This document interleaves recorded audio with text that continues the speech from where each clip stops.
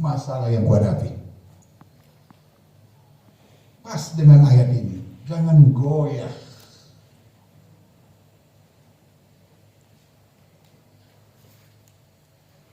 Tuhan ada menyertai kita. Silakan dibuka dulu ya. Enak kali jadi orang Kristen. Saya sudah rasakan. Kalau kalian belum ya, nggak apa-apa, silakan. Ini Bapak udah umur 60.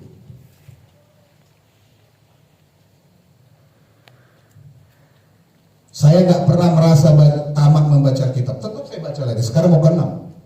Karena saya tahu Alkitab inilah kehidupanku. Tak ada yang bisa memikirkan kebahagiaan kekal bagiku selain daripada firman Tuhan. Karena itu adik-adikku sekalian di sini, jangan bapaknya pandang ya. Kuasa membaca Alkitab dan berdoa itu besar. Jadi kalau sekarang saya ngomong begitu saja bisa jadi seperti doa. Ya. Itu tadi cerita 2 kali tadi. Maunya menantuku simpanlah apa tadi? Terpal. Wah, ku tengok disimpan berarti. Sampai di perjalanan saya sudah sering sekarang begitu.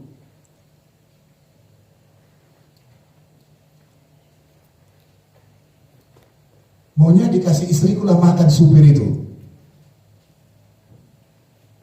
Betul dikasih makan, sampai supirnya telepon lagi. Aman mulai teh, terima kasih. Saya udah makan di rumah Amang dikasih inang. Oh berarti mak puji Tuhan. Bukan berarti ngikut Yesus deh. Maka semuanya gampang beres. Maka ayat ini mengatakan jangan goyah. Artinya mengikut Yesus bukan berarti gak ada masalah. Banyak tantangan adik-adikku. Ada kalanya lagi lebih waktu kuliah setelah daripada tamat. Kalau kuliah masih dapat beasiswa dari orang tua. Kalau sudah tamat, orang tua nuntut. Maunya kita kerja. Maunya kita begini. Setelah tamat ada lagi. Adigado buita bandalan undangan orang. Tahu maksudnya itu? Adigan robak muli. Kapan datang jodohmu? Tapi sekarang nikmatilah dulu. Nanti masalah setelah tamat lah mau kita hadapi. Artinya sekarang gunakanlah. Seperti retreat ini bagus. Ada ingatan kalian nanti. Makanya kepada panitia saya bilang, aku selalu mikir retreat, masih belum mampu ini. Betul lah, cuma sedikit yang datang. Tapi gak apa-apa lah. Tapi saya pun gak berani mengatakan jangan walaupun saya apa. Karena orang muda itu sekarang cara berpikirnya beda. Gak apa-apa lah. Ayo sudah disuntik oleh semua yang hadir itu. Saya rasa sudah Pak, kalau mahasiswa ya mudah-mudahan lah. Jaga kalian duduk kalian pakai masker tetap duduk. Kalau aku sekarang nggak pakai masker karena apanya kita ini. Karena itulah jangan goyah itu akan kuat dihadapi sama orang-orang yang dekat dengan Tuhan. Saya nggak ada persiapan tapi teringat di jalan ini juga buka dulu 2 Timotius ya. Ya, 2 Timotius.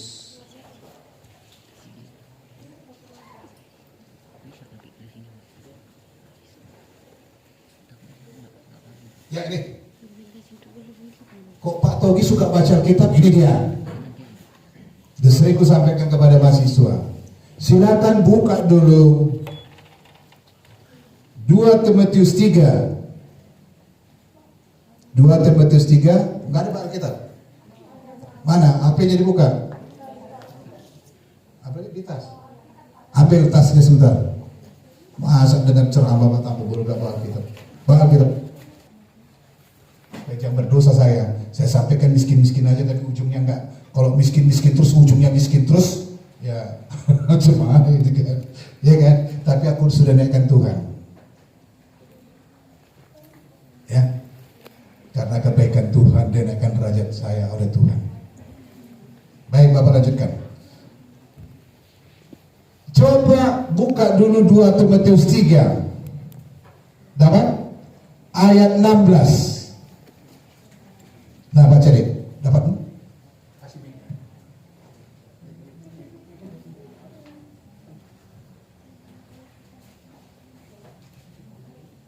Berdiri, baca. 2 Timotius 3 ayat 16. Demikian firman Tuhan.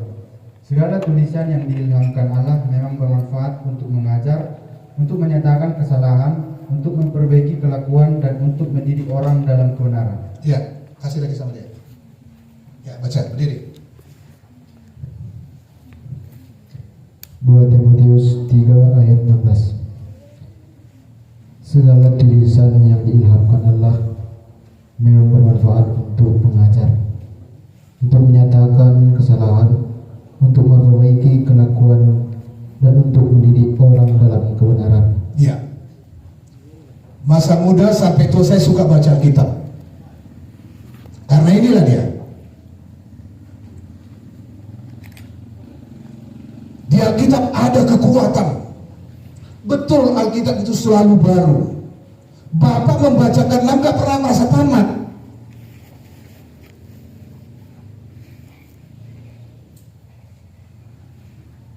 Coba di situ. Maka masa-masa muda saya sebetulnya orang bandel. Tapi karena saya suka baca Alkitab ini terus, oke. Saya uraikan. Ayat 16. Segala tulisan yang diharamkan Allah memang bermanfaat untuk mengajar, untuk menyatakan kesalahan, untuk memperbaiki kelakuan, dan untuk mendidik orang dalam kebenaran.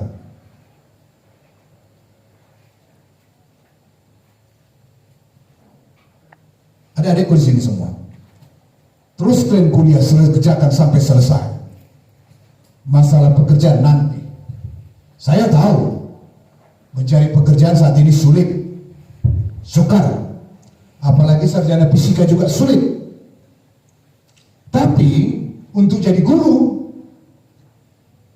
tapi hampir semua saya pelajari, rupanya bank, semua bank menerima orang yang tamatan guru asal menang testing.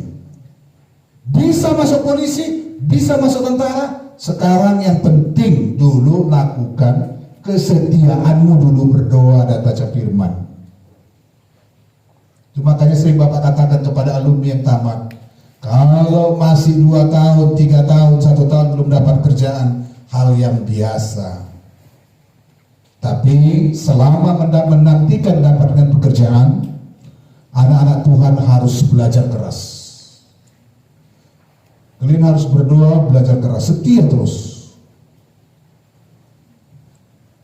Aku harap kalian semua di sini tunjuk tangan dengan jujur dulu. Siapa di sini yang bangun pagi, berdoa, baca firman, dan mau tidur, berdoa, baca firman? Tunjuk tangan dulu.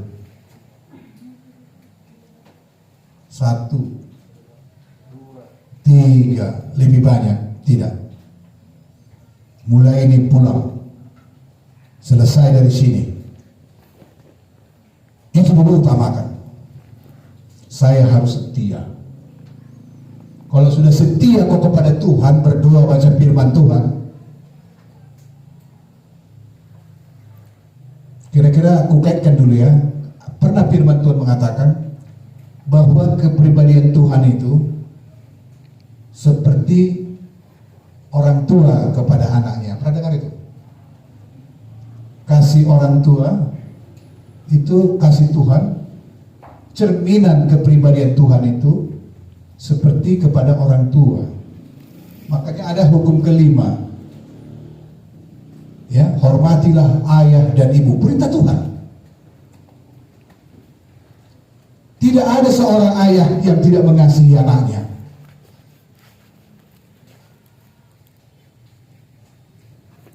Aku seorang ayah, anakku sudah kutengok belajar. Sudah ku tengok berusaha. Terus aku berpikir, kalau aku berkuasa, anakku sudah belajar dan sudah berusaha melamar pekerjaan, aku berkuasa, aku kasih menang, masuk. Begitu juga kau kepada Tuhan. Tuhan bilang unang mamangan nasukarijo. Janganlah makan orang yang gak kerja. Lalu Tuhan perintahkan, Tuhar hamumah parpinotoan. Beli kamulah ilmu pengetahuan. Kalau kau sudah bekerja keras, belajar berdoa, Bapa di surga melihat.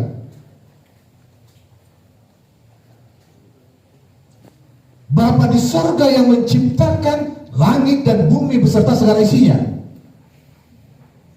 Dia yang membuka lapangan kerja.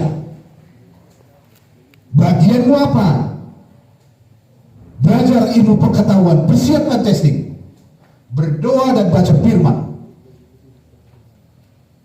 Nanti dilihat dari atas, anakku ini sudah belajar, supaya jangan kecewa dia sama aku. Karena dia setia berdoa, baca firman Tuhan, belajar melakukan apa yang kuperintahkan. Setelah beberapa tahun berulang kali dirinya, kau harus masuk. Tak ada, mungkin saya nggak yakin seorang sarjana pasti sudah didoakan dari kampung oleh orang tua tamat untuk pengangguran, tidak mungkin. Hanya sabar, menantikan pekerjaan sabar, tapi belajar dan berdoa. Ora et labora. Itu pernah aku praktekkan. Begitu juga anak saya. Ini sekarang saya berdoa lagi untuk menantu saya. Anak saya yang pertama rindu, pingin, kebetulan dokter. Waktu dia ngambil kedokteran susah aku. Ngapain kau ngambil dokter anakku? Tuh salah kau ngambil dokter. Ambil aja lah matematika di Unimed atau di fisika. Tapi anakku, dia bilang, kalau kau ngambil dokter, kalau kau hanya dokter umum anakku, masih agak susah anakku. Kalau kau mau ngambil spesialis, sulit, karena kita gak punya kekuatan di sana. Tidak punya ayah, tidak punya kenalan di Fakultas Kedokteran USU. Saya nggak punya daging kita di situ. Tapi anakku mulai kecil, rupanya mulai remaja sudah cita-cita dokter. Testing dia melalui jalur mandiri, menang. Setelah menang jadi dokter, saya bilang, gak usah lah nak. Kalau kau nggak ngambil dokter, ku kasih kau satu ruko. Tapi jadi matematika lah kau, guru matematika atau fisika. Tapi anakku enggak ya, itu sudah aku sukai dari dulu. Oke lah nak, kau punya rezeki sendiri. Ya kuliah dia, tamat dokter. Pas lah mau ngambil spesialis. Anakku, kita nggak punya daging. Kau harus ambil spesialis. Kita tahu payah masuknya itu. Kalau orang yang tahu, saya aku sampaikan itu. Nggak baik.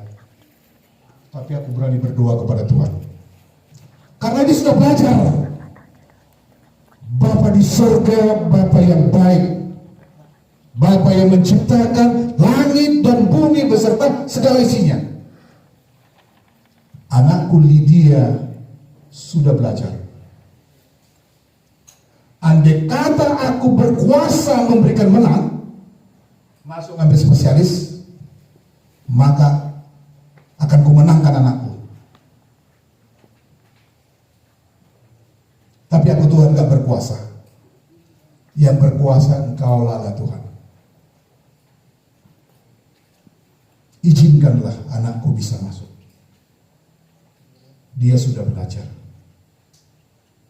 Bagiannya sudah dia kerjakan. Sekarang bagianmu Tuhan memberkati. Terpujilah Tuhan. Hanya dia sendiri yang diterima.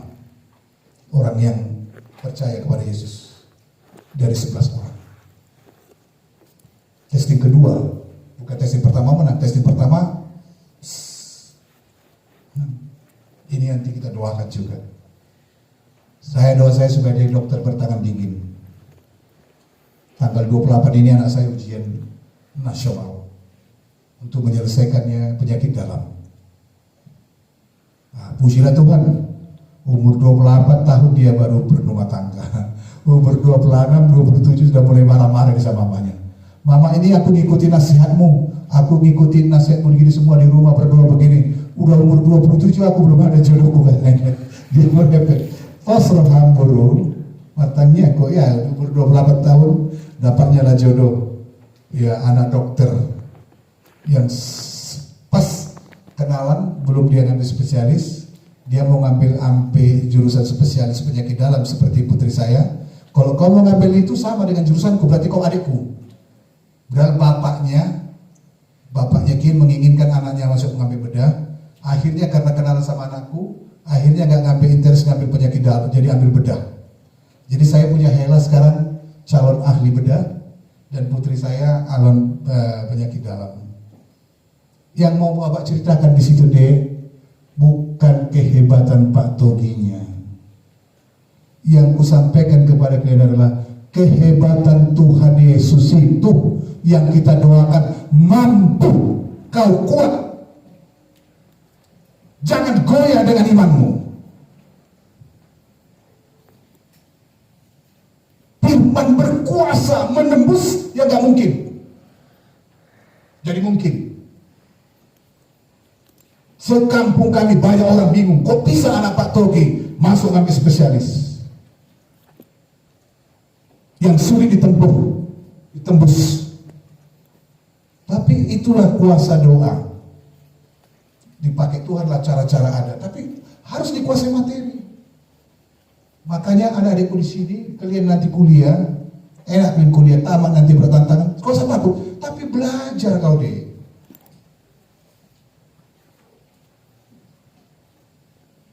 Harus. Namun demikian, supaya kau jangan gara-gara pekerjaan kau meninggalkan Yesus. Sebetulnya pekerjaan itu sudah bagus kau kerjakan sekarang.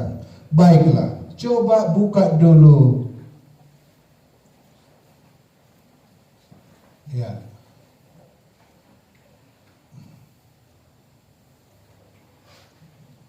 Yohanes 6 ayat 29. Kasih mic-nya.